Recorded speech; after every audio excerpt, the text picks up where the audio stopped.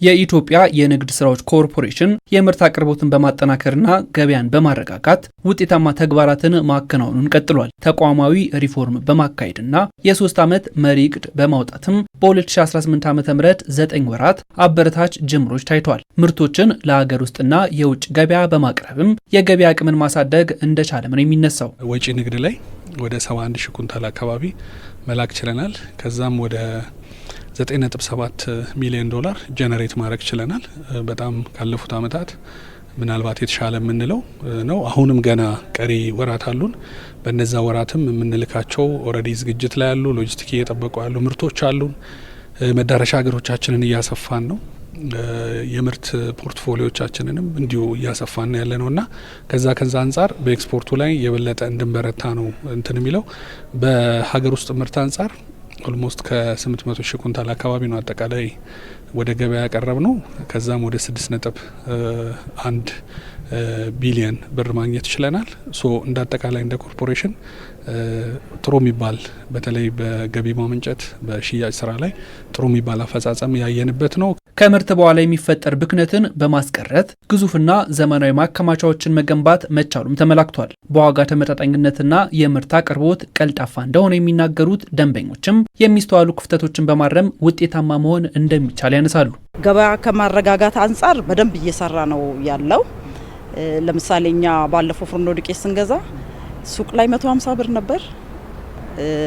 ንግድና ኮርፖሬሽኑ ንግድና ኮርፖሬሽኑ ግን በ110 ነው ይሸጣለን እና ጥሩ ኳሊቲውን የጠበቀ በቀናሽ ዋጋ ገዝተን ማቅረብ ችለናል። በዛም በጣም ደስተኞች ነን። 5 ዓመት አስቆጥረናል። ከዛም በላይ ይመስለኛል የኛ ከነሱ ጋር የነበረን ትስስርና ያው ትልልቅ ስራዎችን ሰርተናል።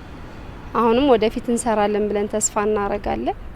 ምክንያቱም በውይይት መድረኩ ላይ የተነሳው አንድ ሀሳብ አለ። ይሄ ስለ ስንዴ አቅርቦት ምናምን እኛ ገበያው ላይ ማለት አሁን እኛ ጅምላ ተረካቢ ስለሆንን እነሱ ጋር እኛ በመንፈልገው መጠን የምናገኝ ከሆነ ማቅረብ ብቻ ሳይሆን ግዢ እንፈጽማለን ብለን ተስፋ እናረጋለን። ተቋሙ ከደንበኞቹ ጋር ያለውን ግንኙነት ለማጠናከርና የሚስተዋሉ ክፍተቶችን ለማረም የሚያስችል ምክክር አካሂዷል። ከውይይቱ የተገኙ ግብዓቶችን በመውሰድም ለቀጣይ ውጤታማነት እንደሚሰራ ነው ኮርፖሬሽኑ ያስታወቀው። ግብይት ትስስራችን በተለይ ኢምፖርት የምናደርጋቸው ምርቶች ላይ በስፋት ያልተሰራበትና ብዙ ጊዜ ኮንትራትም ከገባም በኋላ ውድቅ የሚሆኑበት ሁኔታ እንዳለ ነው ያየ ነው የገመገም ነው። እንደውም በዚህ አመት ስኳር አስመጥተን ማሰራጨት ችለናል። ዘይት በተወሰነ ደረጃ ማሰራጨት ችለናል። ግን እንደሰማው የአቅርቦት ሳይዱ ላይ ሰፕላይ ሳይዱ ላይ በጣም ብዙ ስራ ይፈልጋል። ደንበኞች በጣም ጉድለት እንዳለ ነው ገበያ ላይ የሚያነሱት። እኛ በርትተን በተለይ የውጭ ትስስሩ ላይ የውጭ ግብይት ትስስሩ ላይ በርካታ ስራ መስራት አለብን። በሀገር ውስጥ ደረጃ እንግዲህ ካሉ አምራች ኢንዱስትሪ ጋር የምግብ መሰረታዊ ፍጆታ የሚያመርቱ አምራቾች ጋር ቁርኝት አለን፣ የንግድ ትስስር አለን። ያንን የንግድ ትስስር ማሳለጥ የበለጠ ማጠናከር ይፈልጋል።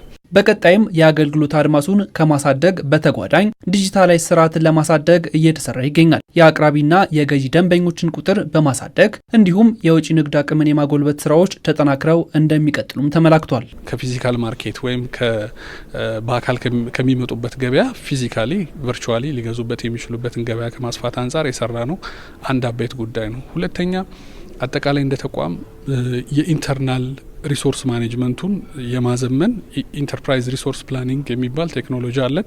እሱን የማዘመን የማሳደግ ሽያጭ ስንሸጥ ግዢዎችን ስንገዛ አጠቃላይ የመጋዘን አስተዳደራችን የፋይናንስ አስተዳደራችን መዘመን አለበትና ለዛ የሚሆን የኢንተርፕራይዝ ሪሶርስ ፕላኒንግ አንዱ የዲጂታላይዜሽኑ የተቋሙ ፒላር ነው ብለን እየሰራንበት ነው ያለ ነው።